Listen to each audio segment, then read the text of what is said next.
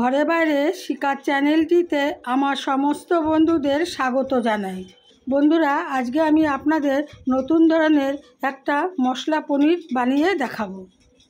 রেসিপিটা পুরো দেখার অনুরোধ রইল। ভালো লাগলে আশা করি আপনারা আমার পাশে থাকবেন। এখানে আমি 400 পনির নিয়েছি। পনিরটাকে ছোট করে কেটে নিয়েছি। 6টা কাঁচা লঙ্কা কুচিয়ে নিয়েছি, 2 ইঞ্চি আদা কুচিয়ে নিয়েছি, 2 চামচ টক দই নিয়েছি, বড় দেখে 2টো টমেটো নিয়েছি। এটাকে মিক্সিতে পেস্ট করে নেব। কিছুটা কাজু বাদাম নিয়েছি, এটাকে আমি ভেজে নেব। কড়াই বসিয়ে দিয়েছি, কড়াইটা গরম হয়ে গেছে। 5টা এলাচ দিয়ে দিলাম, 6টা লবঙ্গ,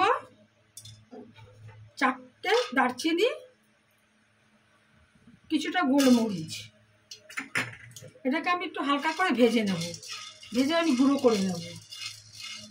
মশলাটা আমার ভাজা হয়ে গেছে, এবার নামিয়ে নেব।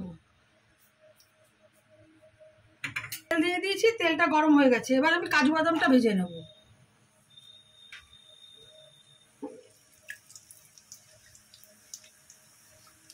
ভাজা হয়ে গেছে, যে মশলাটা ভেজেছিলাম তার পাশে তুলে নিচ্ছি। এরকম লাল লাল করে একটু ভেজে নিতে হবে। পনিরটা ভেজে নেব, একটুখানি নুন দিয়ে দেবো।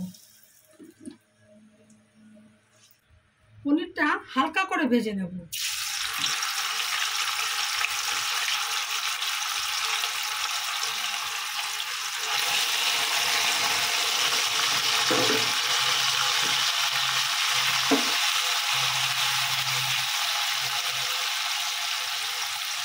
পনিরটা ভাজা হোক। পনিরটা আমার ভাজা হয়ে গেছে, এবার তুলে নেব। এই বাটিটায় উষ্ণ উষ্ণ গরম জল নিয়েছি, এই গরম জলের মধ্যে দিয়ে দেব ভাজা পনিরটা। মানে রান্না করলে খুব সফট হবে। আমি কাজু বাদাম আর এই ভাজা মশলাগুলো একসাথে মিক্সিতে পেস্ট করে নিয়ে আসবো। পনির ভাজার তেলের মধ্যেই আমি 2টো শুকনো লঙ্কা, অল্প করে একটু জিরে ফোড়ন দিয়ে দেবো।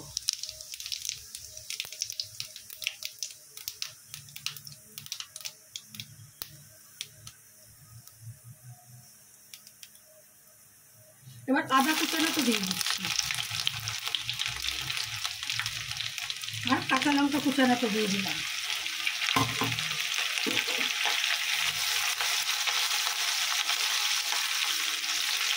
ভালো করে ভেজে নিই। কাঁচা লঙ্কাটা ভাজা হয়ে গেছে, এবার জিরা ধনে গুঁড়োটা দিয়ে দিচ্ছি।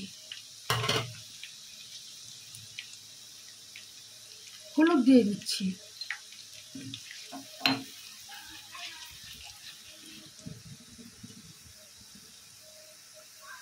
মশলাটা যদি না পুড়ে যায় ওর জন্য একটু জল দিয়ে দিচ্ছি।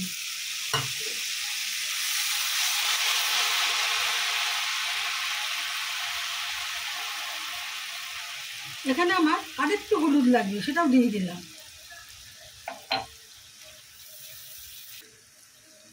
এই চামচের 1 চামচ কাশ্মীরি লঙ্কা গুঁড়ো দিয়ে দিলাম।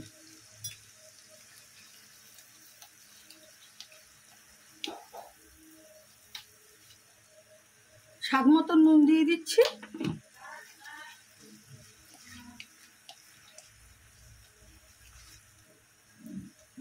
মশলাটা আমার ভালো করে ভাজা হয়ে গেছে। এবার আমি যে টমেটোটাকে পেস্ট করে রেখেছিলাম সেটাকে দিয়ে দিচ্ছি। টমেটো যত লাল হবে ভালো হয়, কিন্তু টমেটোর কাছে যদি আমি লাল পাইনি।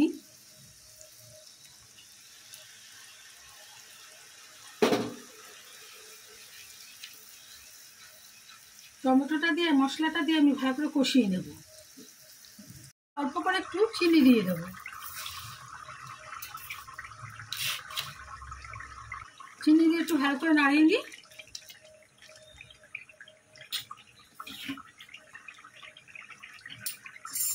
এবার আমি দইটা দিয়ে দেব।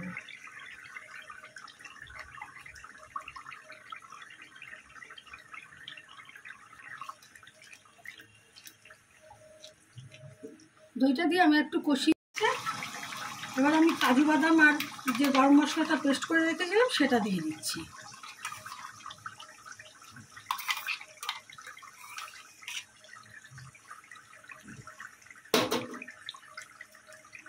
দিয়ে আমি ভালো করে একটু, আমার গরম মশলা যে ভাজাটা দিয়েছি এটা বেশি কষাতে হয় না, দেখুন কি সুন্দর তেল ছেড়ে দিয়েছে। এবার আমি পনিরটা দিয়ে দেবো।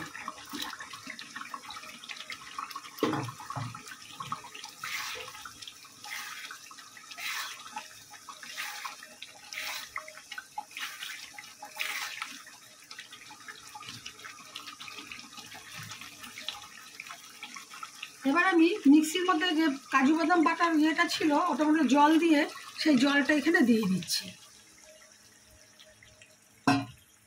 আর জল লাগবে না। এখানে আমার মশলা পনিরটা হয়ে গেছে, এবার আমি নামিয়ে নেব। দেখুন কি সুন্দর কালার হয়েছে। বন্ধুরা, রেসিপিটা ভালো লাগলে লাইক, কমেন্ট, শেয়ার করে আপনারা আমার পাশে থাকবেন।